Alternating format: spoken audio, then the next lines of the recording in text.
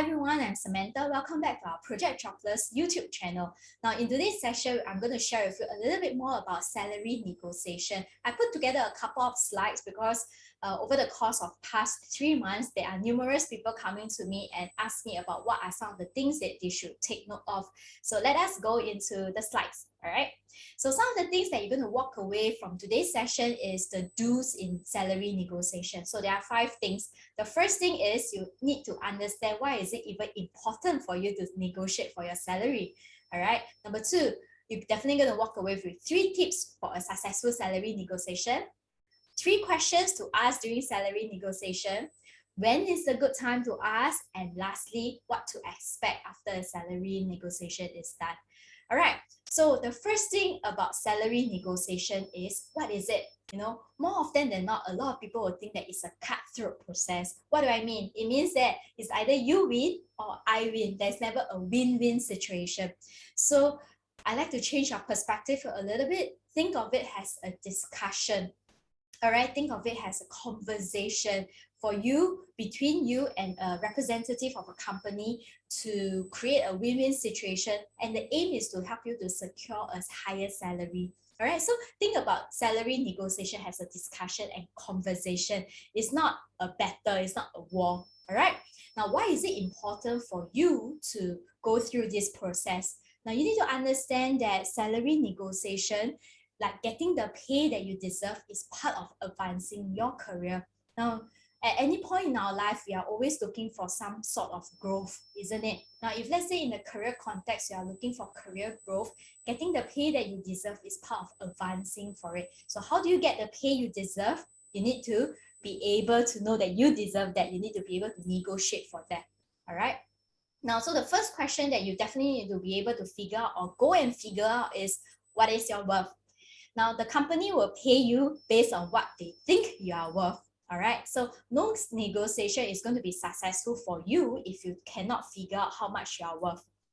All right. So for the start, if you want to know how much you are worth based on your expertise, these are the few things that you can consider. Number 1, you perhaps can look for someone who is in a similar position with similar amount of experience and also within your location. See how much they are getting on an annual basis. All right, see what is their remuneration package. So that will give you a good gauge of what the market is about. Okay, so you need to figure out what's your worth, because if you do not know what's your worth, there's no point negotiating, because either way, you'll be okay with it, isn't it? All right, so figure out what's your worth. Now, location-wise, in this case, refers to the area that you are based. So are you based in Singapore? Are you based in Malaysia? Are you based in Indonesia? Are you based in Australia? Are you based in the States, etc.? Okay, so location also do matter, especially now with remote working, it also will play a part. All right, so figure out your worth. Now, after you have figured out your worth, talking to people, doing your research, what are the 3 things to take note? The first thing, when you're negotiating for a salary, think of a range rather than the actual figure. Now, this is what a lot of people will fall into. They will be like, okay, I want 7,000, I want 8,000. Okay, but salary negotiation doesn't work that way, because while you're negotiating, the other person is also negotiating with you. They will also have their interest to protect. So it will be good to give a range. When you give a range, it's also easier for you to negotiate and find a compromise easily. All right, so have a range. And if let's say you don't like to talk about your pay on a monthly basis, what some people do is they talk about it on an annual basis. Now, tip number 2, yes, practice. How can you get what you want if you do not sound confident? Okay, so practice is really important, especially if you don't do this often. You definitely need a lot of practice, because only through practicing can you be more comfortable and more confident about it. And of course, you want to showcase that you're well prepared. All right. Tip number 3, be gracious. Now, at the end of the day, remember what we said just now is a discussion. Both parties are taking time out to listen to each other. It's an opportunity to be heard. Okay. So whatever the outcome, be appreciative and be thankful of the situation. So it's very important for you to keep your emotions in check. Okay. Now, these are some of the questions that you can ask during salary negotiation, be it for a new job or whether you are in a current role looking for a promotion. Now, you need to understand that when we talk about salary negotiation, it is not just the base pay, it's not just the take-home salary, because there is other aspect of the remuneration package, isn't it? All right, so some of the things that you can consider is number one, is there any training, professional development, and certification opportunity available? Will the company sponsor, etc.? Okay. Number two, you probably would also like to know if there's any mentoring and coaching so that you can develop professionally as an individual. Number three, what you can be looking out for is if there's any health and fitness benefit, medical benefits, etc. Okay. What is the flexibility? So this is relatively new, especially after work from home norm, whereby we are so used to it right now. So flexibility talks about remote working, hybrid work model, etc. So what is the working arrangement like? So flexibility could be a priority for you, especially if, let's say, you have things to take care of in your personal life, isn't it? Okay, so this could also be part of the negotiation. Number five, of course, is the leave, the number of leaves that is available for you, be it annual leave or medical leave. Okay, so this is what you can consider. It's not exhaustive, okay, but that is pretty much the framework. Now, of course, at the end of the day, you also like to understand what is moving forward for you. It's not just about now. So question that you can ask is, what matrix do you use to evaluate the success of employees? Now, why do you want to ask this question is because if you end up working for this company, this information will be super handy. You will know what is the next set of KPI you need to reach for your next promotion or next salary increment. Okay, so you can see that salary negotiation is not just about the present moment, but also planning ahead. All right. And what is the outlook for salary raise or promotion? So with this, you will know that what is our future potential looks like in the company as well. This will also be part of your consideration. So all these questions, right, are very valid whether you are a new hire or whether you are currently in a job. And these are questions that you can ask for the next promotion as well. Okay. Now I have a simple case study. Of course, there's no interaction here, but you can actually take a minute to pause this video and read the case study. And I'd like you to ask yourself this question. With this piece of information right here and this kind of case study, how will you negotiate for a better package? All right, so take a minute to pause this video so that you can read and think about it. All right.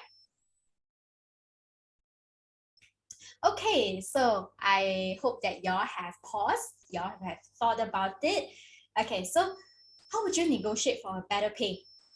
Okay, so perhaps let's go back to our previous slides. Remember, there are a few things that you can consider. You can talk about, all right, I understand that the national average is 60,000 a year. And I was wondering, based on the role and responsibility and my competence to be able to deliver the key matrix of performance, I'm probably looking at about 55,000 per year or 60,000 a year. Do you think this is something that we can discuss over? Okay, so you can put forward your competence and of course your knowledge of what the market is demanding at the same time as well. Of course, at the same time, you can also think of other benefits that is critical or a priority to you. Now, at this stage, I would like you to change your hat, your thinking cap to that of a hiring manager or HR. What is the thought process of the hiring manager for not offering you 60,000 but 50,000? If you understand what are some of their thought process, then you can position yourself better when you negotiate for a better package, isn't it? Okay, so do you think the hiring manager is lack of resource? Okay, is it because the budget is limited? The company is facing wanting to save up on their cash flow because of pandemic was not, so they are not giving a higher pay. Is it because there's a lack of resource, or they want to save resource? Okay, so there's a difference. Lack resource meaning to say they really lack the resource. Save resource, it could also be part of the KPI of the hiring manager. They will help the company save money. Okay, so is it because the hiring manager wants to save resource?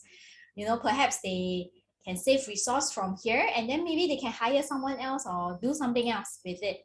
Okay, so this is also something that they can be thinking of, and this is where you need to showcase your skills and your value. Okay, or is it they do not see your value yet? Okay, they still don't see that you can contribute and deserve that 60,000.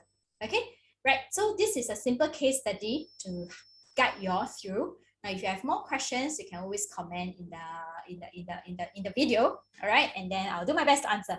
Okay, so these are the thought process. Don't just always think from your perspective, but think of the hiring manager's perspective. Okay. Now, when is a good time to ask for a salary negotiation? Is it right from the start? Because I do not want to waste each other's time. Well, it really depends. Okay, so sometimes right at the start, especially if you're a new hire, the HR probably will check with you your salary expectation. Now, my question is for you. Okay, so there's no right and wrong answer, but I have a question for you to consider is, now, would you like to be eliminated right at the start of the game, you know, just because of your salary expectation? Would you want that? If you're okay with that, all right, then you can talk about it right from the start. This is our expectation. If they can't afford, if they can't pay you that amount, yes, they can don't consider you. If you're okay with that outcome, then sure, go ahead. But if you feel that you are still open for opportunity, you still like to understand more, perhaps this is a place for you to grow, you do not want to shortchange yourself of any chance and any opportunity, then maybe your rejection can come later. Maybe you can reject when they offer you, isn't it? It's not too late. But right from the start, you do not want to be eliminated from the game just because of your salary expectation. Okay, so when is a good time to ask? Usually is after you are being offered the job. Makes sense, isn't it? Isn't it logical?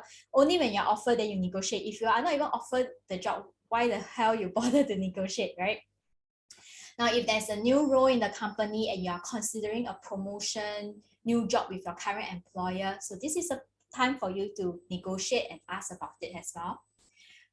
Also, if let's say you're having a performance review and you know that your manager is impressed with your performance, you have been doing very well, you have been bringing in a lot of revenue, or you have been saving a lot of money for the company. All right, so if you know that your manager is impressed with your performance, this is also a good time to ask. All right, and of course, before you go into the performance review, get all these facts and statistics ready. Okay, so this is the 3 possible scenario that you can ask for salary negotiation. Now, what's next? After salary negotiation, what's next? Now, bear in mind, nothing is confirmed until it's in black and white and signed. So get it down in writing. Okay, make sure you get it down in writing. Yeah, all right, so very important. Number 2, set yourself up for success. Now, you already showcase yourself that you are competent and valuable asset for the company. That's why you deserve this amount of money. So set yourself up for success. Okay, at the end of the day, you've got to still prove your worth. Okay, and constantly review your performance. I think this is a constant self-reflection, self-evaluation to make sure that you are on the right track. Okay, don't just stop there and there. Don't just like, yes, I got my pay raise, that's it, done, full stop. No, that's not that. You got to keep track of your progress. You have got to move forward. Okay. Right, so that is pretty much the end of today's video. I'm just keeping it really short. I hope it's less than 15 minutes. So have fun negotiating. Again, this is a conversation. This is a discussion. So enjoy and all the best. Bye.